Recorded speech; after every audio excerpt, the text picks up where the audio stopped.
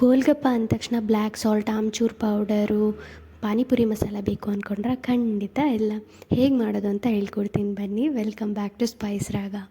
ಮೊದಲಿಗೆ ಪೂರಿ ಮಾಡ್ಕೊಳ್ಳೋದಕ್ಕೆ ನಾನಿಲ್ಲಿ 2 ಕಪ್ ಆಗುವಷ್ಟು ರವೆ ತೊಗೊಂಡಿದ್ದೀನಿ. ಇದು ಸಣ್ಣ ರವೆ. ಅದರ ಜೊತೆಯಲ್ಲೇ ನಾನು ಇದಕ್ಕೆ ಅರ್ಧ ಕಪ್ ಆಗುವಷ್ಟು ಮೈದಾ ಹಾಕ್ಕೊಂಡಿದ್ದೀನಿ. ನೀವು ಗೋಧಿ ಹಿಟ್ಟು ಬೇಕಾದ್ರೂ ಕೂಡ ಹಾಕ್ಕೋಬೋದು. ನಂತರ ಅರ್ಧ ಚಮಚ ಆಗುವಷ್ಟು ಉಪ್ಪು ಹಾಕ್ಕೊಂಡಿದ್ದೀನಿ. ಒಂದು ಚಿಟಿಕೆ ಬೇಕಿಂಗ್ ಸೋಡಾ, ಅದು ಪೂರಿ ಉಪ್ಪು ಬರಲಿ ಅಂತ ಹಾಕ್ಕೊಂಡಿರೋದು. ನಂತರ ಈ ಥರ ಡ್ರೈ ಮಿಕ್ಸ್ ಮಾಡ್ಕೊಳ್ತಾ ಇದ್ದೀನಿ. ಈ ಥರ ಡ್ರೈ ಮಿಕ್ಸ್ ಮಾಡ್ಕೊಂಡು ಆದಮೇಲೆ ನಾನು ಇದಕ್ಕೆ 1 ಸ್ಪೂನ್ ಆಗುವಷ್ಟು ಅಡುಗೆ ಎಣ್ಣೆನ ಹಾಕ್ಕೊಳ್ತಾ ಇದ್ದೀನಿ. ನಂತರ ಸ್ವಲ್ಪ ಬೆಚ್ಚಗಿನ ನೀರನ್ನು ಇದಕ್ಕೆ ಹಾಕ್ಕೊಂಡು ಇದನ್ನು ಚೆನ್ನಾಗಿ ಕಲಿಸ್ಕೊಳ್ತಾ ಇದ್ದೀನಿ. ಇದು ರವೆ ಆಗಿರೋದ್ರಿಂದ ನೀರನ್ನು ನೋಡ್ಕೊಂಡು ಹಾಕ್ಕೊಂಡು ಚೆನ್ನಾಗಿ ನಾದ್ಕೊಂಡಷ್ಟು ಪೂರಿ ಚೆನ್ನಾಗಿ ಬರುತ್ತೆ. ನೋಡಿ ನಾನಿಲ್ಲಿ ಎಷ್ಟು ನಾದ್ಕೊಳ್ತಾ ಇದ್ದೀನಿ ಅಂದರೆ ಅದು ಸಾಫ್ಟ್ ಆಗಬೇಕು. ಹಿಟ್ಟು ಚಪಾತಿ ಹಿಟ್ಟಿನ ಥರ ಸಾಫ್ಟ್ ಆಗಬೇಕು. ಸೊ ಅಷ್ಟು ಚೆನ್ನಾಗಿ ನಾದ್ಕೊಳ್ಬೇಕು. ನಾದ್ಕೊಂಡು ಆದಮೇಲೆ ನಾನು ಅದಕ್ಕೆ 1 ಚಮಚ ಎಣ್ಣೆನ ಹಾಕಿಬಿಟ್ಟು ಅದ್ರ ಮೇಲೆ ಮುಚ್ಚಿಡ್ತಾಯಿದ್ದೀನಿ. ಒಂದು ಅರ್ಧ ಗಂಟೆ ಮುಚ್ಚಿಡ್ತಾಯಿದ್ದೀನಿ. ಎಣ್ಣೆನ ಚೆನ್ನಾಗಿ ಸವರಿ ಮುಚ್ಚಿಡಿ. ಸೊ ದಟ್ ಅದು ಏನು ಗಟ್ಟಿ ಆಗಲ್ಲ, ಹಿಟ್ಟು ಗಟ್ಟಿ ಬರಲ್ಲ. ಸೊ ಈ ಥರ ಎಣ್ಣೆನ ಸವರಿ ಚೆನ್ನಾಗಿ ಮುಚ್ಚಿಡಿ ಒಂದು ಅರ್ಧ ಗಂಟೆ. ಅಷ್ಟರಲ್ಲಿ ನೀರೆಲ್ಲ ಚೆನ್ನಾಗಿ ಹೀರ್ಕೊಂಡಿರುತ್ತೆ. ಸೊ ಮತ್ತೆ ಇನ್ನೊಂದು ಸಲ ಚೆನ್ನಾಗಿ ನಾದ್ಕೋಬೇಕು ಇದನ್ನು. ಮತ್ತು ನಿಮಗೆ ಈ ಟೈಮಲ್ಲಿ ಸ್ವಲ್ಪ ಗಟ್ಟಿ ಅನಿಸಿದ್ರೆ, ನೀರು ಬೇಕು ಅನಿಸಿದ್ರೂ ಕೂಡ ಸೇರಿಸ್ಕೊಳ್ಳಿ. ಚೆನ್ನಾಗಿ ನಾದ್ಕೊಂಡು ಅದನ್ನು 4 ಭಾಗಗಳನ್ನಾಗಿ ಮಾಡ್ಕೊಂಡಿದ್ದೀನಿ. 4 ಪಾರ್ಟ್ ಮಾಡ್ಕೊಂಡಾದ್ಮೇಲೆ ಮತ್ತೆ ಮುಚ್ಚಿಟ್ಕೊಳ್ಳಿ. ಗಾಳಿಗೆ ಬಿಡಕ್ಕೆ ಹೋಗಬೇಡಿ, ಹಿಟ್ಟು ಗಟ್ಟಿ ಆಗಬಾರ್ದು. ಸೊ ಈ ಥರ ದೊಡ್ಡದಾಗಿ ಚಪಾತಿ ಇದ್ರ ಥರ ಲಟ್ಸ್ಕೊಳ್ತಾ ಇದ್ದೀನಿ. ಚಪಾತಿ ಥರ ಇದನ್ನು ಲಟ್ಸ್ಕೊಳ್ಬೇಕು. ಸ್ವಲ್ಪ ಎಣ್ಣೆ ಹಾಕಿಬಿಟ್ಟು ನಾನು ಲಟ್ಸ್ಕೊಳ್ತಾ ಇದ್ದೀನಿ. ಹಿಟ್ಟು ಹಾಕ್ಕೊಂಡ್ರೆ ಕರಿಯುವಾಗ ಎಣ್ಣೆನಲ್ಲೆಲ್ಲ ಹಿಟ್ಟು ಬಿಟ್ಕೊಂಡು ಎಣ್ಣೆ ಗಲೀಜಾಗುತ್ತೆ ಅಂತ ಸೊ ಎಣ್ಣೆ ಹಾಕ್ಕೊಂಡೆ ಲಟ್ಸ್ಕೊಳ್ತಾ ಇದ್ದೀನಿ. ನಂತರ ಈ ಥರ ಒಂದು ಬಾಟಲ್ ಕ್ಯಾಪ್ನ ತೊಗೊಂಡಿದ್ದೀನಿ. ನೀವು ಈ ಥರ ರೌಂಡ್ದು ಏನಿದೆಯೋ ಕಟ್ಟರ್ ಇದ್ದರೂ ಕೂಡ ಅದನ್ನು ತೊಗೋಬೋದು. ಸೊ ಈ ರೀತಿಯಾಗಿ ಕಟ್ ಮಾಡಿ ನೆಕ್ಸ್ಟು ಅದನ್ನು ಮತ್ತೆ ರೋಲ್ ಮಾಡ್ತಾಯಿದ್ದೀನಿ. ನೀವಿಲ್ಲ ಅಂದರೆ ಚಿಕ್ಕ ಚಿಕ್ಕ ಉಂಡೆಗಳನ್ನು ಮಾಡಿಕೊಂಡು ರೋಲ್ ಮಾಡ್ಕೊಳ್ತೀನಿ, ಈ ಥರ ಲಟ್ಸ್ಕೊತೀನಿ ಅಂದ್ರೂ ಓಕೆ. ಯಾವ ಥರ ಬೇಕಾದರೂ ಮಾಡ್ಕೋಬೋದು.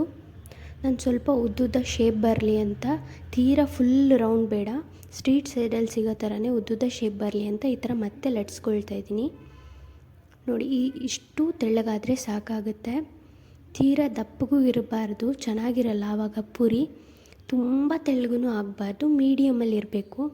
ಅಷ್ಟು ಚೆನ್ನಾಗಿ ಲಟ್ಸ್ಕೋಬೇಕು. ಇಲ್ಲಾಂದರೆ ಕ್ರಿಸ್ಪಿಯಾಗಿ ಬರಲ್ಲ. ತುಂಬ ದಪ್ಪ ಇಟ್ಟರೆ, ತುಂಬ ತೆಳ್ಳಗಾದರೆ ಉಬ್ಬದೆ.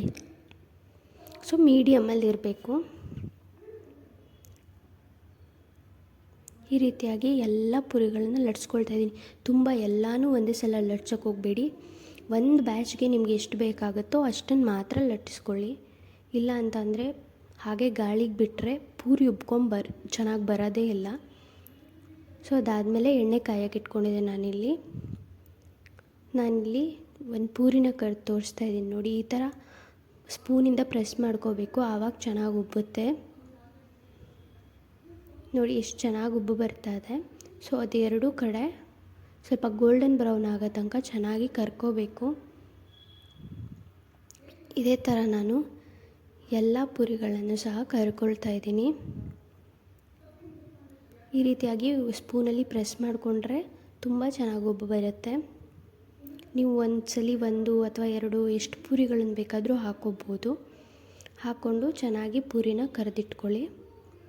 ಇದನ್ನು ಹಿಂದಿನ ದಿನ ಬೇಕಾದರೂ ಮಾಡ್ಕೊಂಡು ನೆಕ್ಸ್ಟ್ ಡೇ ಪಾನಿಪುರಿ ಮಾಡ್ಕೋಬೋದು. ಇದನ್ನು ಸ್ಟೋರ್ ಮಾಡಿ ಇಟ್ಕೋಬೋದು 1 ವಾರದ ತನಕನೂ. ಗಾಳಿ ಆಡದೇ ಇರೋ ಥರ ಒಂದು ಯಾವುದಾದ್ರೂ ಕವರಲ್ಲಿ ಹಾಕಿಬಿಟ್ಟು ಡಬ್ಬದಲ್ಲಿ ಹಾಕಿಡಿ. ಸೊ ಅದನ್ನು ಎಷ್ಟು ದಿನ ಬೇಕಾದರೂ ನೀವು ಯೂಸ್ ಮಾಡ್ಕೋಬೋದು.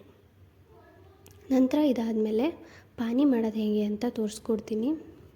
ಪಾನಿ ಮಾಡೋದಕ್ಕೆ ನಾನು ಮೊದಲಿಗೆ ಒಂದು ಅರ್ಧ ಕಪ್ ಆಗುವಷ್ಟು ಕೊತ್ತಂಬರಿ ಸೊಪ್ಪನ್ನು, ಅರ್ಧ ಸೊಪ್ಪಾಗುವಷ್ಟು ಪುದೀನ ಎಲೆಗಳನ್ನು ಹಾಕ್ಕೊಳ್ತಾ ಇದ್ದೀನಿ. ಅದಾದಮೇಲೆ ನಾನು ಇದಕ್ಕೆ 2 ಹಸಿರು ಮೆಣಸಿನ್ಕಾಯಿ ಹಾಕಿದ್ದೀನಿ. ನಿಮ್ಮ ಖಾರ ಇನ್ನೂ ಜಾಸ್ತಿ ಬೇಕಂದರೆ ಹಾಕ್ಕೋಬೋದು. ಒಂದು ಸ್ವಲ್ಪ ಶುಂಠಿನೂ ಹಾಕ್ಕೊಂಡಿದ್ದೀನಿ. ಅದಾದಮೇಲೆ ನಾನು ಚೆನ್ನಾಗಿ ಎಷ್ಟು ಬೇಕೋ ಅಷ್ಟು ನೀರನ್ನು ಹಾಕ್ಕೊಂಡು ಈ ರೀತಿಯಾಗಿ ರುಬ್ಕೊಳ್ತಾ ಇದ್ದೀನಿ. ಸೊ ನನಗೆ ಒಂಥರ ಸಿಗಬಾರ್ದು ಬಾಯಿಗೆ ಆ ಸೊಪ್ಪಿನ ದಂಟು ಅಲ್ಲ ಅಂದ್ಬಿಟ್ಟು ಚೆನ್ನಾಗಿ ಅದನ್ನು ಸೋಸ್ಕೊಳ್ತಾ ಇದ್ದೀನಿ. ಚೆನ್ನಾಗಿ ಇದನ್ನು ಸೋಸ್ಕೊಂಡು ಆದಮೇಲೆ ನಿಮ್ಗೆ ಇದಕ್ಕೆ ಮತ್ತೆ ನೀರು ಬೇಕು ಅನಿಸಿದ್ರೂ ಹಾಕೋಬೋದು. ಇಲ್ಲ ನನಗೆ ಹಾಗೆ ಓಕೆ, ಇನ್ನೂ ಜಾಸ್ತಿ ಖಾರ ಇದ್ರೂ ಓಕೆ ಅಂತ ಅಂದರೆ ನೀವು ಅದನ್ನು ಹಾಗೆ ಬಿಟ್ಕೊಳ್ಬೋದು, ಸೋಸ್ದೇನೆ ಹಾಗೇ ಯೂಸ್ ಮಾಡ್ಕೋಬೋದು. ಈ ರೀತಿಯಾಗಿ ನಾನು ಸೋಸ್ಕೊಂಡು ನಂಗೆ ಸ್ವಲ್ಪ ನೀರು ಬೇಕನ್ನಿಸ್ತು, ಅದಕ್ಕೆ ಮತ್ತೆ ಒಂದು ಗ್ಲಾಸ್ ಆಗುವಷ್ಟು ನೀರನ್ನು ಅದಕ್ಕೆ ಆ್ಯಡ್ ಮಾಡ್ಕೊಳ್ತಾ ಇದ್ದೀನಿ. ನಂತರ ಇದಕ್ಕೆ ರುಚಿಗೆ ತಕ್ಕಷ್ಟು ಉಪ್ಪು ಹಾಕ್ಕೊಳ್ತಾ ಇದ್ದೀನಿ. ಅದಾದಮೇಲೆ ನಾನಿಲ್ಲಿ ಚಾಟ್ ಮಸಾಲಾನ ಆ್ಯಡ್ ಮಾಡ್ತಾಯಿದ್ದೀನಿ, ಒಂದು ಚಮಚ ಆಗುವಷ್ಟು. ಮತ್ತು ಇದಕ್ಕೆ ಲಿಂಬೆಹಣ್ಣನ್ನು ಹಾಕ್ಕೊಳ್ತಾ ಇದ್ದೀನಿ. ನೀವು ಲಿಂಬೆಹಣ್ಣು ಬದಲು ಹುಣಸೆಹಣ್ಣು ರಸ ಹಾಕ್ಕೊಳ್ತೀನಿ ನಾನು ಅಂತ ಅಂದ್ರೂ ಓಕೆ.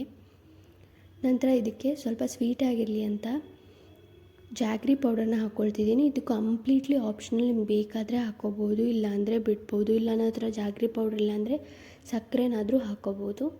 ಹಾಕ್ಕೊಂಡು ನಾನು ಇನ್ನೊಂದು ಸಲ ಸೋಸ್ಕೊಂಡೆ. ಸೊ ನೆಕ್ಸ್ಟು ಇದಕ್ಕೆ ಆಲೂ ಮಸಾಲ ಮಾಡೋದಕ್ಕೆ ನಾನಿಲ್ಲಿ 4 ಆಲೂಗಡ್ಡೆನ ತೊಗೊಂಡು ಚೆನ್ನಾಗಿ ವಾಶ್ ಮಾಡ್ಕೊಳ್ತಾ ಇದ್ದೀನಿ. ಇದು ತೀರಾ ದೊಡ್ಡ ಆಲೂಗಡ್ಡೆ ಏನಲ್ಲ, ಮೀಡಿಯಮ್ ಸೈಜ್ ಆಲೂಗಡ್ಡೆ. ಇದು 4 ಆಲೂಗಡ್ಡೆನ ತೊಗೊಂಡಿದ್ದೀನಿ. ನಂತರ ಇದನ್ನು ಪ್ರೆಷರ್ ಕುಕ್ಕರ್ಗೆ ಹಾಕ್ತಾಯಿದ್ದೀನಿ. ಇದ್ರ ಜೊತೆನೇ ನಾನು ಓವರ್ನೈಟ್ ಸೋಕ್ ಮಾಡಿರೋ ಅಂಥ ಒಂದಿಷ್ಟು ಕಡಲೆ ಕಾಳನ್ನು ಹಾಕ್ಕೊಳ್ತಾ ಇದ್ದೀನಿ. ಅದ್ರ ಜೊತೆನೇ ಒಂದು ಅರ್ಧ ಚಮಚ ಅಥವಾ 1 ಚಮಚ ನಿಮ್ಗೆ ರುಚಿಗೆ ಎಷ್ಟು ಬೇಕೋ ಅಷ್ಟು ಉಪ್ಪನ್ನ ಹಾಕ್ಕೊಂಡು ಅದು ಮುಳುಗೋಷ್ಟು ನೀರನ್ನು ಹಾಕ್ಕೊಂಡು ನಾನು ಒಂದು 3 ವಿಷಲ್ ತೊಗೊಳ್ತಾ ಇದ್ದೀನಿ. ನೀವು ಕಡಲೆಕಾಳು ನೆನೆಸೋಕೆ ಮರ್ತಿದ್ದೀರಾ ಅಂದರೆ ಸ್ವಲ್ಪ ಬಿಸಿನೀರಲ್ಲಿ 1-2 ಗಂಟೆ ನೆನೆಸಿಟ್ರೂ ಬೇಗ ನೆನೆಯುತ್ತೆ. ಈ ರೀತಿಯಾಗಿ ಬೆಂದ ಮೇಲೆ 3 ವಿಷಲ್ಲಾಗಿ ಪ್ರೆಷರ್ ಆರಿದ ಮೇಲೆ ಆಲೂಗಡ್ಡೆ ನೋಡಿ ಎಷ್ಟು ಚೆನ್ನಾಗಿ ಬೆಂದಿದೆ ಅಂತ ಅದನ್ನು ನುರ್ಕೊಳ್ತಾ ಇದ್ದೀನಿ ನನ್ನ ಕೈಯಲ್ಲೇ. ಈ ರೀತಿಯಾಗಿ ಚೆನ್ನಾಗಿ ಒಂದು ಸ್ವಲ್ಪನೂ ಆಲೂಗಡ್ಡೆಗೆ ಗಂಟುಗಳಿರಬಾರ್ದು, ಆ ಥರ ಚೆನ್ನಾಗಿ ನುರ್ಕೊಳ್ಳಿ. ನಿಮ್ಮ ಹತ್ರ ಮ್ಯಾಶರ್ ಇದ್ದರೆ ಅದನ್ನು ಕೂಡ ನುರ್ಕೋಬೋದು, ಇಲ್ಲ ಅಂತಂದರೆ ಸೌಟ್ ತೊಗೊಂಡು ಅದರಿಂದ ಬೇಕಾದರೂ ನೀವು ನುರ್ಕೋಬೋದು. 3 ವಿಷಲ್ ಹಾಕಿದ್ರೆ ಸಾಮಾನ್ಯವಾಗಿ ಚೆನ್ನಾಗಿ ಬೆಂದಿರುತ್ತೆ.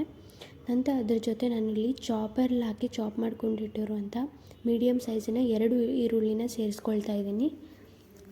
ಚಿಕ್ಕದಾಗಿ ಕಟ್ ಮಾಡ್ಕೊಂಡು ಸೇರಿಸ್ಕೊಳ್ಳಿ. ಈ ರೀತಿಯಾಗಿ ಮತ್ತೆ ಮಿಕ್ಸ್ ಮಾಡ್ಕೊಳ್ತಾ ಇದ್ದೀನಿ. ಅದಾದಮೇಲೆ ನಾನು ಆಲೂಗಡ್ಡೆ ಜೊತೆನೇ ಹಾಕಿ ಬೇಯಿಸಿರೋವಂಥ ಕಡಲೆಕಾಳನ್ನು ಮತ್ತೆ ಹಾಕ್ಬಿಟ್ಟು ಮಿಕ್ಸ್ ಮಾಡ್ಕೊಳ್ತಾ ಇದ್ದೀನಿ. ನೀವು ಕಡಲೆಕಾಳು ಬೇಡ ಅಂದರೆ ಬಟಾಣಿ ಸಹ ಹಾಕ್ಕೋಬೋದು, ಇದಕ್ಕೆ ಚೆನ್ನಾಗಿರುತ್ತೆ. ನಂತರ ಇದಾದಮೇಲೆ ನಾನು ಇದಕ್ಕೆ ಮತ್ತೆ 1 ಚಮಚ ಚಾಟ್ ಮಸಾಲ, ಸ್ವಲ್ಪ ಪೆಪ್ಪರ್ ಪೌಡ್ರನ್ನ ಆ್ಯಡ್ ಮಾಡ್ಕೊಳ್ತಾ ಇದ್ದೀನಿ, ಅಂದರೆ ಕಾಳು ಮೆಣಸಿನ ಪುಡಿ. ಚೆನ್ನಾಗಿ ಮಿಕ್ಸ್ ಮಾಡ್ಕೊಳ್ಳಿ. ನೀವು ಕಾಳು ಮೆಣಸಿನ ಪುಡಿ ಬೇಡ, ನನಗೆ ಆ ಫ್ಲೇವರ್ ಇಷ್ಟ ಆಗಲ್ಲ ಅನ್ನೋಂಗಿದ್ರೆ ಅಚ್ಕಾರದ ಪುಡಿನೂ ಸಹ ಸೇರಿಸ್ಕೋಬೋದು, ಇಲ್ಲಾಂತಂದರೆ ನೀವು ಹಸಿ ಮೆಣಸಿನ್ಕಾಯಿನೂ ಸಹ ಸೇರಿಸ್ಕೋಬೋದು ಇದಕ್ಕೆ. ಈ ರೆಸಿಪಿನ ಟ್ರೈ ಮಾಡಿ ನಿಮ್ಗೆ ಹೇಗೆ ಅನಿಸ್ತು ಅಂತ ಕಮೆಂಟ್ ಮಾಡಿ. ನಿಮ್ಮ ಫ್ರೆಂಡ್ಸ್ ಆ್ಯಂಡ್ ಫ್ಯಾಮಿಲಿ ಜೊತೆ ಈ ವಿಡಿಯೋನ ಶೇರ್ ಮಾಡಿ. ವಿಡಿಯೋ ಇಷ್ಟ ಆದರೆ ಚಾನಲ್ನ ಸಬ್ಸ್ಕ್ರೈಬ್ ಮಾಡೋದು ಮರಿಬೇಡಿ. Thank you.